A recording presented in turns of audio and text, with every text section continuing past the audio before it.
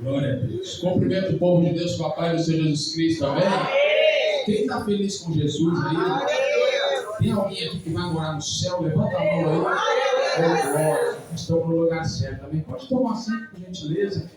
Em nome de Jesus Cristo, quero agradecer a Deus por mais essa oportunidade de estar aqui nesse santo altar. Se eu não me engano, é a segunda vez que eu retorno aqui. Preguei, acho que foi no congresso de jovens, né? Eu falei, eu acho que o irmão Vitor viu algum pecado em mim, não convidou eu mais lá. Mas eu vou esperar uma outra oportunidade para nós voltar lá e hoje nós estamos aqui, tá bom? Brincadeiras à parte, que Deus abençoe esse ministério, nosso irmão Vitor, todos os irmãos que estão aqui, quem está na live nos acompanhando. Que Deus abençoe o pastor presidente dessa obra, tá bom? Muito grato, dividir esse altar com o Senhor e creio que a sua casa está edificada sobre uma rocha, tá bom? Pela estrutura do Senhor, eu creio que o Senhor é um homem incansável na obra de Deus e tudo isso terá uma recompensa, o seu galardão é do céu, tá bom? Que Deus abençoe todos os irmãos que louvaram aqui em nome de Jesus Cristo, traga a paz dos meus pastores, pastor Wagner Almeida, pastora Danúbia, tá bom? Nos congregamos ali no ministério, a igreja Deus está presente no Vale dos Machado, congresso lá, semana que vem, e o mês que vem, que os irmãos estejam intercedendo por nós, tá bom? Sou pai de 2 filhos, tá aqui o Joelzinho, galego do olho verde, e ficou em casa que é ruivo do olho azul. O menino é lindo, irmão. Deus me deu uma graça abençoada, puxou a minha esposa também com uma bênção de Deus, que Deus abençoe o meu ministério, tá bom? Abra sua Bíblia comigo, eu vim com uma palavra de Deus aqui em Mateus capítulo 25. Quantos ainda gostam de ouvir sobre a vida de Jesus de Nazaré? Quero dizer para os irmãos que do mesmo jeito que eu prego para 50, eu prego para 2 pessoas. Agora não me deixe sozinho aqui nessa noite, porque eu tenho uma palavra de Deus revelada do céu para o seu coração. Mateus capítulo 25, da palavra do Senhor Jesus Cristo de Nazaré. Eu quero emprestar minha boca para o Eterno nessa noite. Vamos ler a partir do verso de número 1, tá bom? Todos acharam? Digo amém? Amém. Diz assim a palavra do Senhor: então o reino dos céus será como as 10 virgens que pegaram suas lamparinas e saíram para se encontrar-se com o noivo. 5 delas eram insensatas e 5 prudentes. As 5 insensatas não levaram óleo suficiente para as lamparinas, mas as outras 5 tiveram bom senso de levar óleo de reserva. Como o noivo demorou a chegar, todas ficaram sonolentas e adormeceram. À meia-noite foram acordadas pelo grito: vejam, o noivo está chegando, saiam para recebê-lo. Todas as virgens se levantaram e prepararam suas lamparinas. Então as 5 insensatas pediram às outras: por favor, dê-nos um pouco de óleo, pois nossas lamparinas estão se apagando. As outras, porém, lhes responderam: não temos o suficiente para todas. Vão vocês e compre óleo para vocês. Quando estavam fora comprando óleo, o noivo chegou. Então as 5 que estavam preparadas entraram com ele no banquete do casamento, e a porta foi trancada. Mais tarde, quando as outras 5 voltaram, ficaram do lado de fora, chamando: Senhor, Senhor, abre-nos a porta. Mas ele lhe respondeu: a verdade é que não as conheço. Glória a Deus. Olha para o irmão que está do seu lado e diga: louca ou prudente? Diga, louca ou prudente? Quantos podem glorificar a Jesus por essa palavra nessa noite? Meus irmãos, antes de nós darmos glória a Deus e aleluia, entendemos qual é o propósito de Deus, eu quero te convidar a glorificar a Deus comigo neste lugar. Toda vez que eu entro num culto ou abro a minha palavra, eu não estou apenas em um ambiente de adoração, eu estou em guerra, eu estou em batalha aqui neste lugar. Eu quero te convidar, meus irmãos, a fazer um barulho para o céu, a mostrar para os nossos inimigos que tentam nos parar todos os dias, que nós ainda somos o Neemias da nossa casa, que nós ainda somos o Ezra da nossa família, Eu te convido nessa noite, meus irmãos, a tirar a espada da sua bainha. Independente do dia que você passou, se ficou sem comer ou não, como o pastor está aqui, entra no culto de adoração. Se você perceber que a palavra é para você, que a mensagem tem direção, não espera o pastor levantar a mão para você levantar a mão. Dê o teu culto a Deus. Daqui a pouco o céu se abre, agora é esse. Deus tem algo para entregar para a tua vida. Quando sério glorificar a Deus neste sábado, abre a boca para Jesus. Meus irmãos, quando eu abro a minha Bíblia nesse texto, especificamente em Mateus, capítulo de número 25, quando eu olho para o homem que escreveu essas coisas que nós estamos lendo, nós sabemos, meus irmãos, que Mateus é aquele que escreve a respeito de Jesus, enfatizando para os judeus, tentando mostrar para eles quem era Jesus, que ele na verdade era aquele que foi profetizado da linhagem de Davi. Mateus está querendo mostrar que Jesus era verdadeiramente o Messias profetizado, o Messias que havia de vir. Quando nós observamos a vida deste homem, nós sabemos que Mateus, ele era cobrador de impostos. Mateus, meus irmãos, ele era cobrador. Pode pegar, Joel, fica ali por favor, filho. Isso. Fica alguém com ele, senão ele não vai deixar eu pregar aqui. Ele é uma bênção. Fica ali com ele, por favor. Fica lá. Isso. Mateus, meus irmãos, desculpa a interrupção.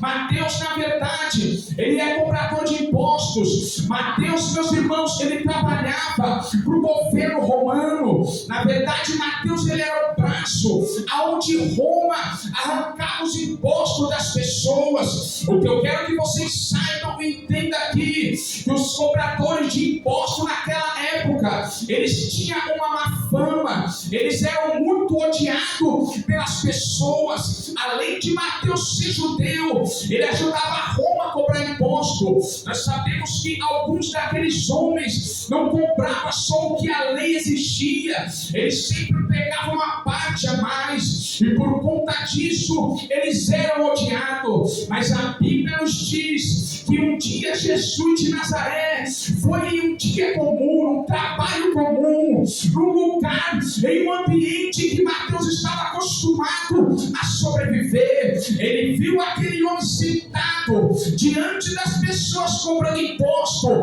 e Jesus olhou para ele e disse: segue-me. Mateus, segue-me. Mateus, levanta e segue-me. Nós sabemos, meus irmãos, que Jesus falava o grego koiné daquela época. Era a língua usada nas periferias de Jerusalém. A palavra segue-me no original é akolotel. Diga akolotel. Akolotel não é o só levantar da minha cadeira e seguir alguém, não. A palavra akolotel é pisa onde eu piso, toca onde eu toco, faz o que eu faço, anda como eu amo. Em outras linhas, Jesus estava dizendo: Mateus, abandona o seu antigo jeito de viver e passa a andar no meu estilo de vida. Sai da coletoria de Roma e vem fazer o que eu faço. Sai do sistema dos romanos e vem viver o que eu vivo. Para de andar como você anda, agora ande onde eu ando, toca onde eu toco, aonde eu pisar você pisa, o que eu falar você fala, o que eu dizer você diz. É este homem que, quando recebeu o impacto dessa palavra, não foi uma pregação que durou uma hora, foi só uma palavra: segue-me, que tocou o coração, mudou a mente, o pensamento, o coração. Alegria abundante, que a Bíblia diz em Mateus capítulo 9 que ele fez uma festa dentro da tua casa para glorificar a nova vida que ele estava tendo com Jesus. Aqui, meus irmãos, entre esses acontecimentos, que no capítulo 24 nós vamos ver algumas coisas que Jesus falou. Ouça-me, é impossível nós falarmos do 25 se passarmos pelo capítulo de número 24. Eu quero extrair aqui um caminho mais curto desta palavra. A parábola das 10 virgens, na verdade, fala da paróquia. náusea da segunda vinda de Jesus de Nazaré. No capítulo 24, meus irmãos, a Bíblia vai nos dizer que Jesus tinha acabado de sair com seu discípulo do templo. Era o terceiro templo construído por Herodes em Jerusalém. Este templo era formoso, este templo era belo, pela sua aparência por fora, pela sua aparência por dentro. Há quem diga que era feito de mármore branco polido, era ouro pro lado de fora, ouro pro lado de dentro. A história diz que este templo demorou 46 anos para ser construído. Alguém dizia na época: quem nunca olhou o templo de Herodes de perto, nunca viu de perto uma obra magnífica. Eles estavam dando glória para o homem, eles estavam dando louvor para o homem. Por um momento os discípulos se esqueceu de tudo que Jesus fez, de tudo que Jesus ensinou, de tudo que Jesus mandou eles fazer. Da água transformada em vinho, Caná da Galileia. Por um momento Mateus esqueceu de quem havia te chamado. Por um momento o discípulo esqueceu de quantas curas, de quantos demônios, daquele homem que estava dentro dos sepulcros, jogado, ferido, e Jesus o libertou. E eles começaram a chamar Jesus e disseram: olha como o templo é bonito, olha como o templo é glorioso, olha só essa luz, olha só essa parede, olha só como Herodes teve cuidado de todos os detalhes deste templo. Jesus, sem se admirar, ele olhou para aqueles homens e disse: vocês estão maravilhados com essa obra, vocês estão dando glória para este homem, vocês estão achando bonito este templo. Quer saber de uma verdade? Em verdade eu vos digo que não ficará sobre este lugar pedra sobre pedra, não ficará neste lugar pedra sobre pedra. É aqui que os discípulos dão um choque de realidade, porque eles iam adorar naquele lugar, eles iam festejar naquele lugar. E ele diz: Jesus, dize-nos então qual vai ser o dia, quais serão os sinais da tua vinda e de que tudo isso vai acontecer. É aqui que Jesus dá para os discípulos pelo menos 5 sinais. Ele disse em Mateus capítulo 24: antes dessas coisas começarem a acontecer, surgirão falsos cristos, vai ter guerra, rumor de guerra, vai ter perseguição, alguns de vocês vão ser entregues para ser mortos, a multiplicação do pecado vai aumentar, vai haver apostasia, que é o abandono da fé, e por multiplicar tudo isso, o amor de muitos se esfriará, mas aquele que perseverar até o final, este sim será salvo. E ele começa dizendo todas as coisas, e ele diz: quer saber de um sinal? Assim como você viu o relâmpago vindo do Oriente e até o Ocidente, assim também será a vinda do Filho do Homem. Ele começa a explicar, ele começa a falar, e é entre todos esses ensinamentos que ele cita a parábola das 10 virgens. O que eu quero que os irmãos entendam aqui é que a palavra das 10 virgens significa especificamente vigilância e preparo. Diga comigo: vigilância. Diga preparo. Vigilância para estar atento em todas as coisas que ele está ensinando no 24, quando elas começarem a acontecer, e também está preparado para que quando tudo isso começar a acontecer, não abandonar a fé, não abandonar Jesus. O que eu quero que vocês entendam, meus irmãos, é que Jesus divide essas 10 virgens em 2 classes de pessoas, muito especificamente algumas classes de pessoas que nós temos no meio dos nossos cultos, no meio das nossas liturgias, no meio da nossa igreja. Ele chega a dizer: nas prudentes e as nécias, ou as loucas, ou as insensata em algumas traduções. O que eu quero que vocês saibam é que a palavra prudente aqui é alguém que governa bem a mente, que age com discernimento e diante das situações que acontecem, ele não age precipitadamente, ele age com a mente consciente, ele age com a mente bem governada. Agora a pessoa nécia não. A pessoa nécia, ela ouve a instrução, mas rejeita a instrução. Ela ouve a palavra, mas rejeita a palavra. E ao invés de ela discernir entre o certo e o errado, ela acaba agindo sem consciência.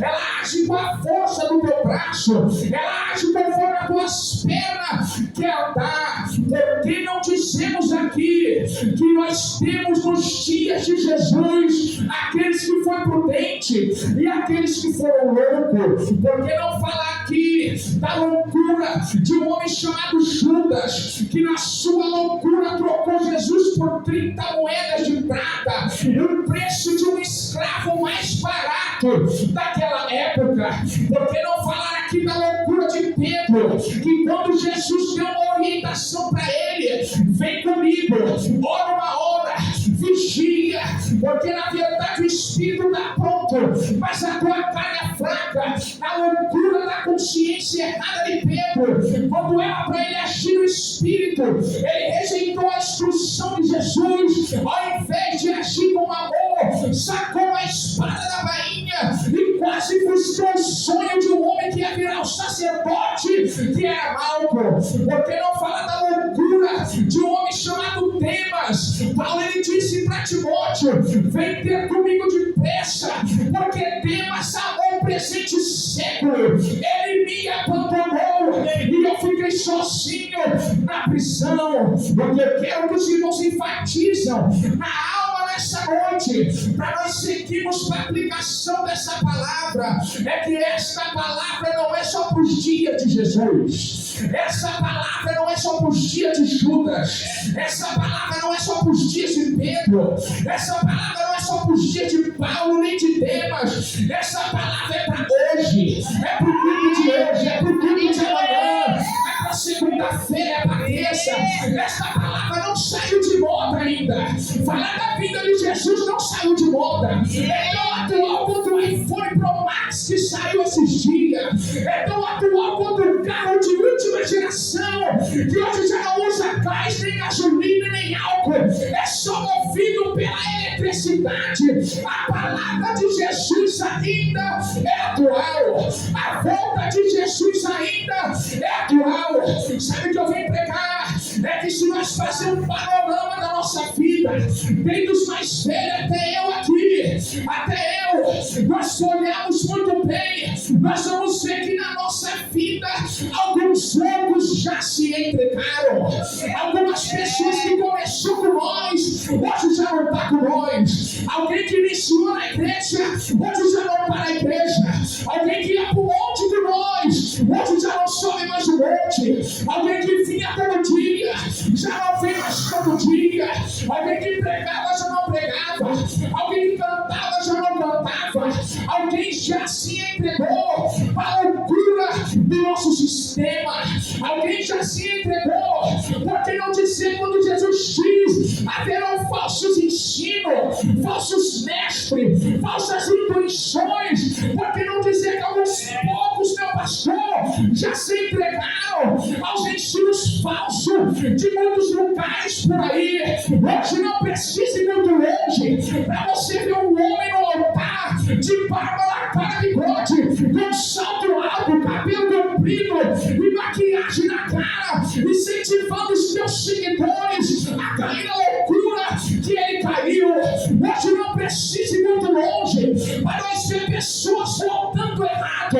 Não estou aqui falando de política, mas é uma realidade que nós temos que aceitar, que muitos hoje pensam só no benefício, mas negligencia o futuro das nossas crianças. Como vai ser? Como ela vai viver? Depois de mim, como será a minha geração? São os loucos do altar, são os loucos que já se entregaram, são os loucos que já se foram. Mas Jesus disse: dentre esses jogos também tem as prudentes. Dentre esses jogos também tem as prudentes. Tem alguém que não se entrega ao sistema. Tem alguém que não se entrega à política. Tem alguém que não se entrega à corrupção. Eu vim dizer para alguém que diante de muita coisa que aconteceu com você, que aconteceu com a tua casa, que aconteceu com a tua família, você foi prudente demais. Ainda perseverar. Você entendeu que quando Jesus disse: vem a Deus, segue-me, o evangelho que ele te deu não foi só rosa, ele apresentou a rosa, mas também mostrou espinho. Ele disse: quer seguir, pegue a tua cruz, carrega comigo e segue-me, segue-me, segue-me. Sabe o que eu vim dizer para alguém? Ainda bem que você não desistiu, ainda bem que você não parou, ainda bem que você não foi piolho para a cabeça dos outros. Todo mundo foram, alguém não quis vir, mas você veio, alguém deixou de crer, mas você creu. Assim te dizer, eu irei te recompensar. Eu irei te recompensar. Os loucos já perderam o radão, mas as prudentes receberá recompensa, recompensa, recompensa. Cadê os barulhos das prudentes aqui nessa noite? Eu vim dizer pra alguém: suporta o que tem que suportar, vai até o final. Jesus tem uma festa para você. Jesus tem um novo céu para você. Se não se cumprir aqui, Deus se responsabiliza. Vai cumprir lá, vai cumprir lá. Cadê os prudentes que estão comigo aqui? É a boca que deixa glória para Jesus.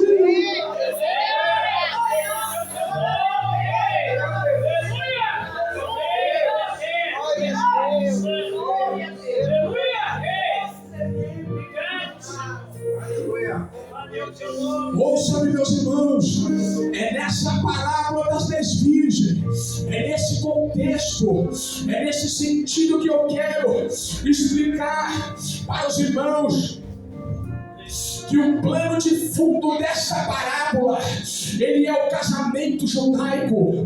Talvez você já tenha visto muito alguém pregar sobre isso daqui, mas eu fui a fundo, estudei, pesquisei algumas coisas que temos que extrair aqui nesse texto. Essa parábola, como era dita, vindo para os judeus, Jesus está usando a linhagem, a cultura dos judeus para simbolizar para eles que do mesmo jeito que eles faziam o casamento, assim era necessário eles crerem que havia um casamento, e esse casamento era de Jesus com o seu novo povo. O que eu quero que vocês saibam aqui é que o casamento judaico, ele era dividido em 3 partes. Quantas partes? 3. Diga bem forte, quantas partes? 3. A primeira parte de um casamento judaico era quando os pais faziam, junto com o noivo,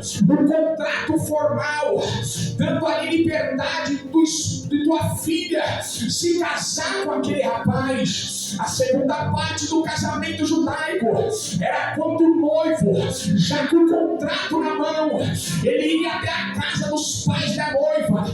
Ali eles faziam promessas mútuas diante de muitas testemunhas no lugar. Eles começavam a falar e a se presentearem um ao outro. A terceira parte era quando o noivo, ele voltava depois de um período de tempo para buscar a tua futura esposa, para levar ela para sua casa. Ouça-me, ouça-me. Naquela época, meus irmãos, antes do noivo tirar a noiva de dentro da casa dos teus pais e levar a tua futura esposa para dentro da tua casa, primeiro ele ia até uma cidade, ele comprava um terreno e naquele terreno ele começava a lavrar a terra. Lavrando a terra, ele começava a comprar coisas para construir uma casa para a tua futura esposa.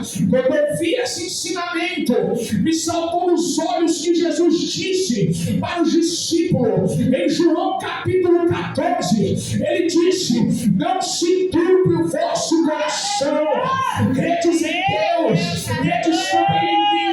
Eu vim pegar a Bíblia aqui hoje, glória a Deus. Credes em Deus, credes também em mim. Na casa de meu pai há muitas moradas. Se fosse assim, eu como noivo não vos teria dito que estou indo preparar o lugar para onde eu estiver, estejais vós também. É aqui, meus irmãos, que eu quero que os irmãos entendam. Quando o noivo ia, depois de noivar com a sua noiva, ele saía para construir a casa. Ele não dava data, ele não dava hora, ele não dizia para a noiva: daqui 2 semanas eu venho, daqui 3 meses eu venho, daqui 2 anos, daqui a pouquinho eu estou por daqui 2 horas eu vou me apresentar no culto para você. Ele não dizia isso. Se criava uma expectativa na noiva, a noiva ficava louca. Ela dizia: ele já está noivo comigo, daqui a pouquinho eu vou me casar com ele. Isso simboliza muito nós como crente hoje já estamos noivos de Jesus. Daqui a pouquinho vai casar com ele também, daqui a pouquinho vai ser cerimoniado lá na glória. O que eu quero que vocês entendam, meus irmãos, é que se criava uma expectativa da noiva. Ela dizia: daqui a pouco ele vem, não deu data, não deu hora, mas eu já tenho aliança de compromisso. Daqui a pouco ele volta, eu tenho que honrá-lo. Daqui em diante, a noiva não podia mais se apresentar nenhum homem. Ela tinha que ser virgem até o dia do casamento. Ela não podia se corromper, ela não podia se manchar. Ela tinha que honrar o contrato. Sabe qual é esse contrato? Aquele lá da cruz do Gólgota, quando ele derramou sangue por mim e por você. Esse é o contrato da nova aliança, é esse o contrato. Ela tinha que honrar, meus irmãos. A Bíblia chega a enfatizar que elas esperavam o noivo. O que eu quero que os irmãos saibam, que enfatiza, é que a noiva tinha que ficar preparada, a noiva tinha que estar adornada.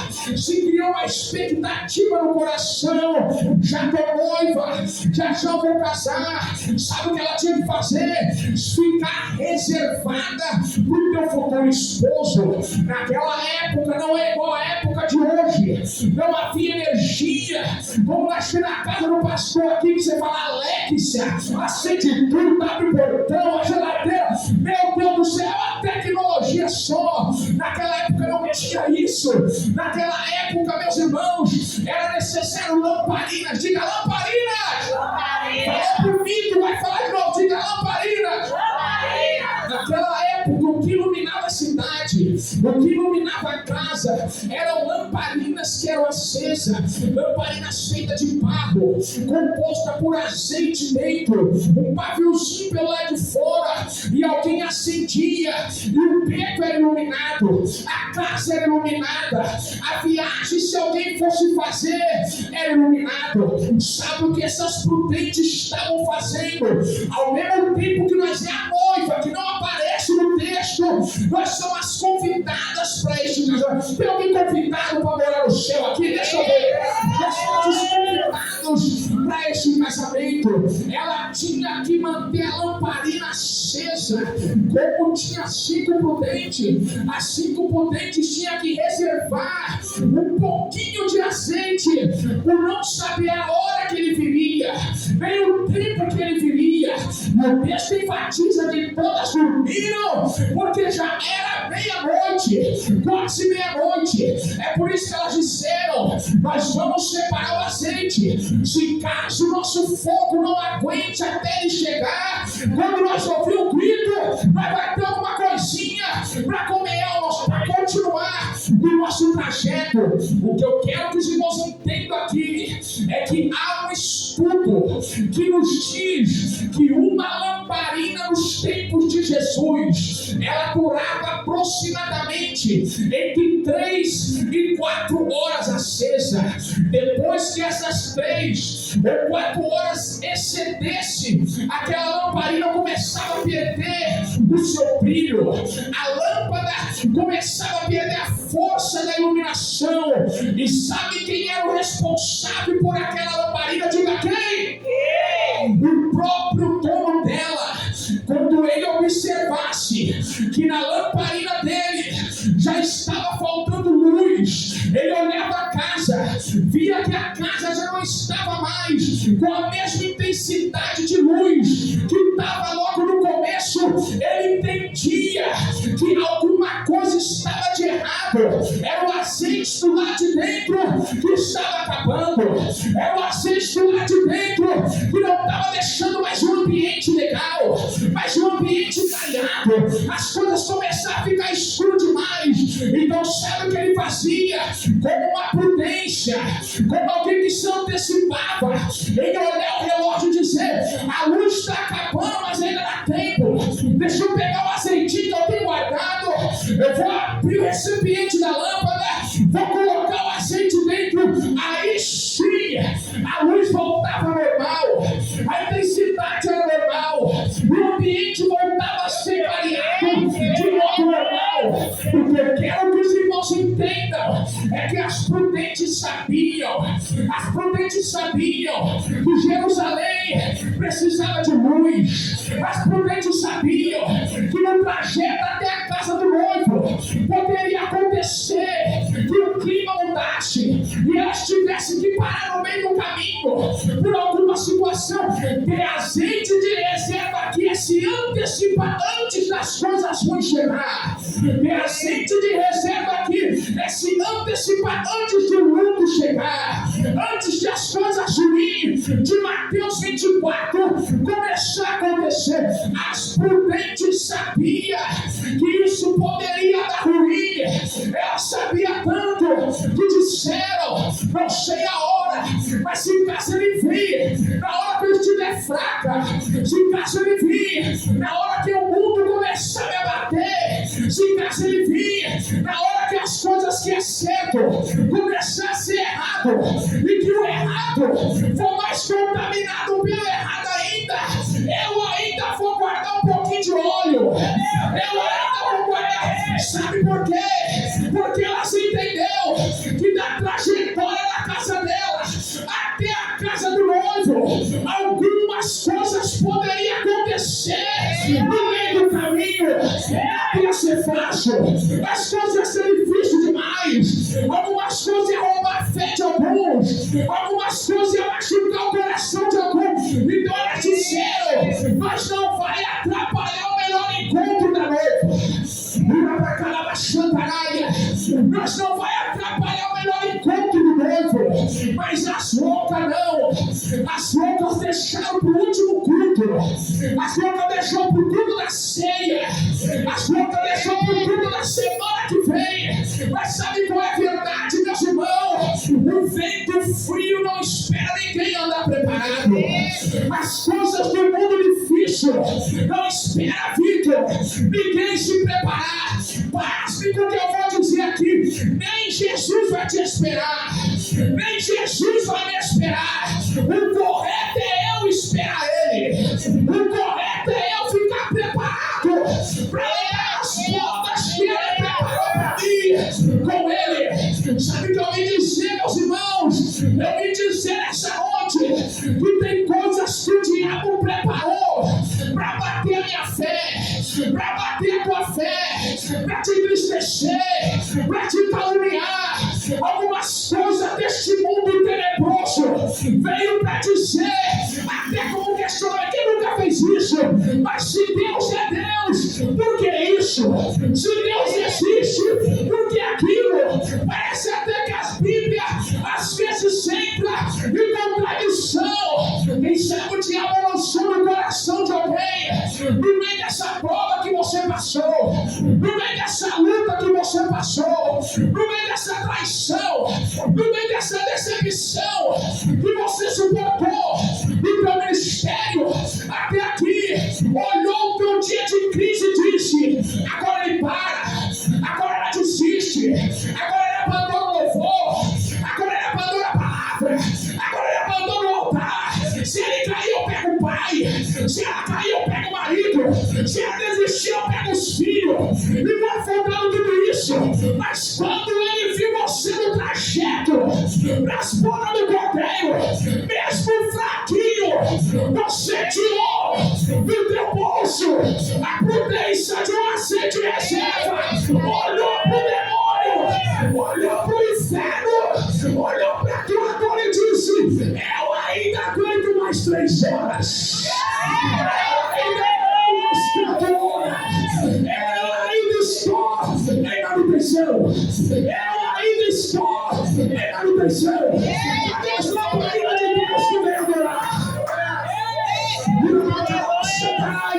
Quem tem glória da glória nessa noite, me ajuda a pegar. Eu vim dizer para alguém que ainda que você esteja fraca, ainda que você esteja fraco, tem um óleo de reserva chamado Espírito Santo que habita em você. Jesus disse: eu vou subir, mas eu vou enviar o outro. Não chora, ele que te dá força para vir, ele que te dá força para orar, ele que te dá força para abrir a igreja, ele que te dá força para ir para a igreja. Tem gente que nem queria estar aqui, mas o Espírito Santo disse: vai, porque eu vou te encher de novo, eu vou te dar força, eu vou te dar graça. Quantos veio quantos podem adorar Jesus de Nazaré? Dê um minuto de glória para Ele nessa noite. Eu espero você adorar. Me dá mais microfone, vai mostrar você muito. Eu espero você adorar. Jesus está dizendo para alguém: deixa a fraqueza de lado. Não importa qual foi a tua falha, eu te faço um convite, mulher. Abre a tampa da tua lâmpada, que tem azeite para você. O mundo não te para, a guerra não te para, as crises não te param, as portas fechadas não te param. O meu espírito está aí, está aí, está aí, está aí, está aí, está aí. Pega a presença dele, pega a presença dele, pega a presença dele. Ele participa do culto, ele participa do louvor, ele vai na tua cama te adorar, ele entra no teu ambiente de trabalho. O Espírito Santo é o teu óleo reserva. Deixa eu ver que ainda tem ele. Deixa eu ver que ainda tem ele. Deixa eu ver que ainda tem ele. Deixa eu ver que ainda tem ele. Deixa eu ver que ainda tem ele. Deixa eu ver que ainda tem ele. Paulo já disse: ele intercede por nós com gemidos impossíveis de ser dito por palavra. Quando nós não oramos, ele ora. Quando não tem tudo com ele. Quando nós não vem, ele vem. Quando nós vai, ele vai. Quando nós chega, ele chega. Quando nós toca, ele toca. Quando a enfermidade vem, ele dá o consolo que a nossa alma precisa. Quando alguém grita, a polícia vai prender, o ladrão vai matar. O Espírito Santo acaba e diz: Deus ainda está no controle. Ninguém tira a vida, ninguém tranca, ninguém derrota. O Espírito é o dono dessa casa.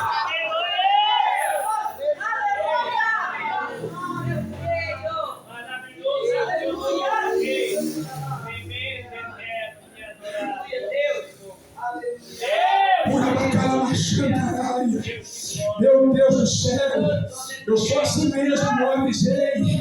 Eu prego para pouca gente como eu prego para muita. Para mim não tem problema, o importante é a palavra de Deus, ela ser ministrada.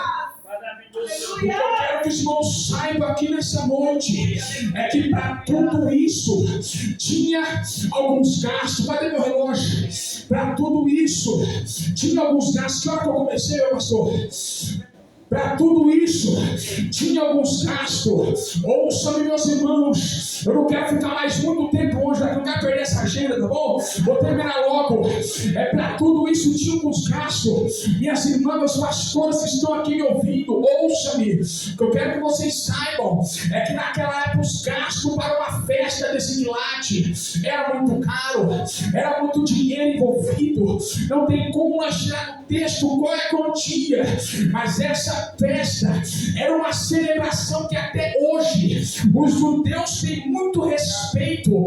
Ela só perde para o nascimento de uma criança, que é uma vida nova, um futuro novo, um novo horizonte que Deus está dando.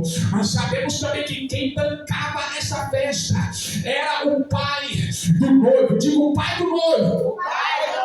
Ele que bancava toda a festa. Essa festa durava de 7 dias para pessoas que eram mais pobres, ou excedia os 7 dias para quem tinha mais condição. Era uma festa que tinha comida, dançarino, coisas boas todos os dias. A preocupação do pai do noivo era tão grande, meus irmãos, que ele fazia hospedagens para as pessoas não se preocuparem de ir embora da festa. Se alguns irmãos não entendem, era para morar lá, era para ficar lá. Eram muitos recipientes que tinham para que ninguém se preocupasse de voltar para suas casas. Para os irmãos entenderem, era como se fosse uma festa do quilate de convidar uma cidade toda para participar de um casamento sem ninguém gastar R$1, sem ninguém dar nada. Quando se era mais pobre, os mais pobres juntavam anos e anos de trabalho e consumia quase que um dia só todos os recursos que a festa precisava. Eu pesquisei, eu tenho que pesquisar, e eu vim trazer uma palavra atual. Eu pesquisei por hoje pela tarde, até postei no meu stories que a CNN postou que a FIFA, ela gasta em uma Copa cerca de 3,75 bilhões de dólares. É o equivalente a quase 20 milhões de reais aqui para nós. Eu pesquisei para nós fazermos uma comparação que o MC é evidência, pastor, tipo aqueles Cauã, Rian, Oruan e tantos mais. Um show só desses homens equivale a cerca de uma noite só de apresentação de 100 mil a 400 mil reais por noite. E as pessoas gastam, compram ingresso e vão para lá. Só que a Bíblia nos diz que Jesus está comparando uma festa do judeu pelos gastos que ele estava fazendo. Ele também compara com o que o Pai preparou para a igreja, com o que o Pai preparou para nós. Ele está dizendo para os judeus: vocês gastam muito com isso, mas os gastos que o pai do noivo deu para nos dar uma boda também custou caro. Os gastos que o pai do noivo deu para nos dar uma hospedagem na glória também custou caro. O que eu quero que vocês saibam é que Pedro chega a dizer em 1 Pedro 1,18, ele diz: porque não foi com prata, não foi com ouro que vocês fossem resgatados das suas maneiras vazias de viver. Você não saiu de lá do crime à toa, você não parou de beber à toa, você não parou de ir pro baile à toa, não. Não foi o ouro que te comprou, não foi a prata que te comprou. Pedro diz: vocês foram comprados pelo sangue do Cordeiro. Vocês foram comprados pelo sangue do Cordeiro. Sabe o que eu vim pregar, meus irmãos? Eu vim dizer nessa noite que nós que estamos aqui também pagamos um preço com ele na cruz. O preço que comprou a minha vida, o preço que comprou este ministério, o preço que comprou a tua casa, que comprou a tua alma, foi o sangue de Jesus de Nazaré. Foi o sangue de Jesus de Nazaré. Eu disse, foi o sangue de Jesus de Nazaré.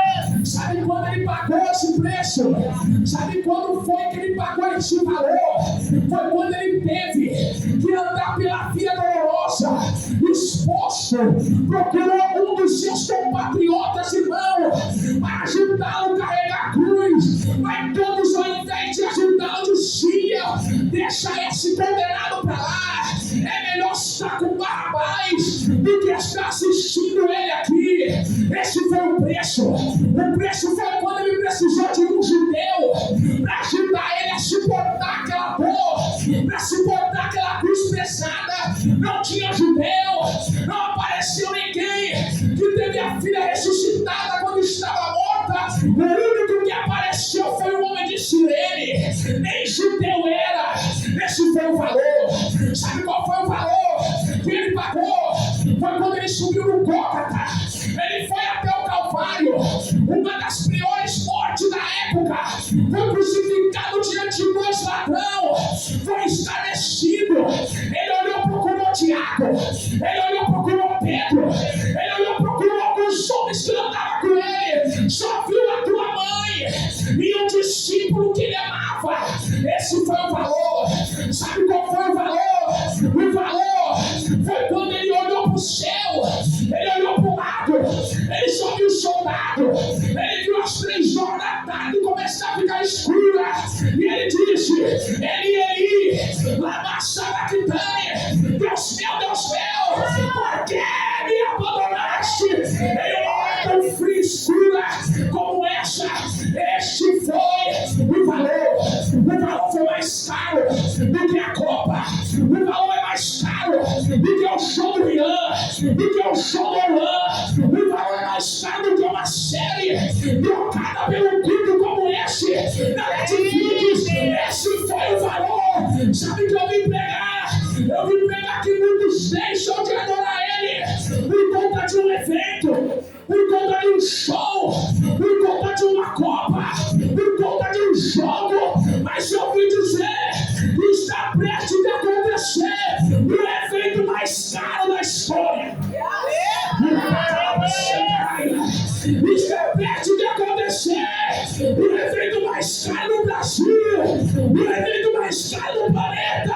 Vai ser mais forte do que o terremoto que teve. É a vida de Jesus. É a vida de Jesus. É a vida de Jesus. O Jardim Reis vai ser abalado. Guarulhos vai ser abalado. São Paulo vai ser abalado. Vai ser abalado.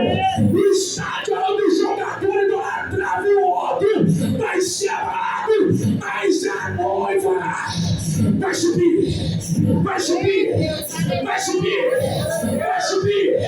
Vai subir. Vai subir. Se for agora, quem vai? Se for hoje, quem vai? Tem algo novo para ser feito ainda. Bata na mão de alguém com força e diga: Jesus vai tocar. Jesus vai voltar. Vai na me ajuda a pregar. Diga: Jesus vai voltar. Jesus vai voltar. Não espera. Depois do culto você se preparar. Se prepare agora. Se prepare hoje. Anda com o olho agora. Anda com o olho hoje. Ele pode vir aqui, pode vir na rua. Ele pode vir comprar um pão na padaria. Ele dará sinais na tua vida.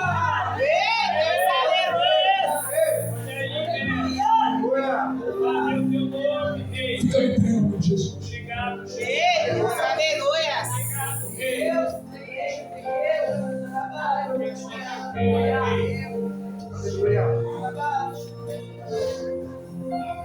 Posso ouvir um glória a Deus? Posso ouvir um amém? A Bíblia nos diz que a porta foi fechada. Diga: a porta foi fechada. Quando a porta foi trancada, as loucas voltaram. As loucas vinham procurar o culto. As loucas achou que o dízimo, então o pastor fechou a igreja. Mas na verdade ela tinha subido para a glória. O dízimo ficou, o som ficou, as cadeiras ficou. A Bíblia diz que elas bateram na porta e disseram: Senhor, abre-nos a porta. O texto não diz que ele disse: em verdade eu vos digo que eu não. A igreja ainda está aqui, eu já subiu, que eu não. Que eu não. A palavra não conhecer aqui no grego é ginosco. Diga: ginosco. Conhecer, meus irmãos, ouçam, eu tive que estudar isso aqui. Conhecer significa intimidade profunda, relação íntima com seu esposo e a sua esposa, ter um relacionamento profundo e trocar experiência. Quando as crentes loucas, elas voltaram lá, bateram na porta e disseram: Senhor, abre a porta para mim. Elas eram crentes, estavam no mesmo ambiente, estavam na mesma casa, dormiram junto, acenderam a lâmpada junto, oraram junto. Mas quando elas bateram na porta e disseram: Senhor, abre, não sei se você quer para nós sair daqui refletindo hoje. Ela disse: Senhor, abre-nos a porta. Quando Jesus ele fala assim: eu não vos conheço, ele está dizendo: quer saber a verdade? Na verdade é que nós nunca fomos marido e mulher. Quer saber a verdade?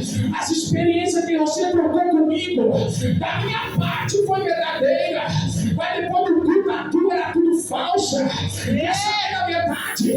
A intimidade que eu tinha com você não passava entre quatro paredes. Fora de lá, tu tinha outros amigos, tu tinha outros colegas, tu tinha outras mensagens além da minha, tu tinha outras conversas além da minha. A verdade é que eu nunca fui teu esposo, tu nunca me tratou como marido de verdade. Era só uma aliança de fachada, era só um casamento de fachada. Aí ele disse: mas eu fechei a porta com 5 que eu aproveitei. Sabe que eu vim pregar, meus irmãos? Eu vim dizer para alguém nessa noite: preserve a tua aliança com ele, aqui dentro e fora daqui. Preserva a tua amizade com ele, aqui dentro e fora daqui. Porque quando as portas for fechadas, é tristeza para a terra e a alegria para quem casou com ele. É a dor de quem fica na guerra e a alegria de quem casou com ele. Eu vim dizer para alguém: se você preservar a tua aliança, você vai ouvir ele: vende benditos do meu Pai, descanse no reino do teu Senhor. Cadê as prudentes que vai para lá? Cadê as prudentes que vai para lá? Cadê as prudentes que vai para lá? Cadê as prudentes que tratam ele como verdadeiro esposo, como verdadeiro marido? Abre a boca para adorar. Pode dar 30 segundos de glória para Jesus. Isso, dá glória para Jesus. Até o Joel dando glória. Dá glória para Jesus as noivas. Dá glória para Jesus as prudentes. Dá glória para Jesus que demora no céu. Ele participar do culto. Abre a boca. Olha o nome da igreja. Maranata. Maranata.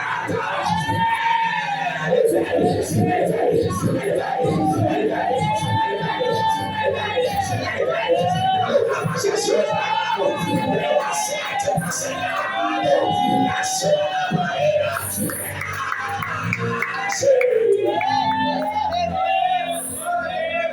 Quem recebe essa palavra nessa noite?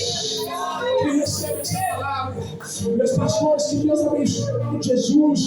Meus irmãos, que Deus abençoe em nome de Jesus Cristo de Nazaré. Eu agradeço essa oportunidade. Bate palma, Jesus.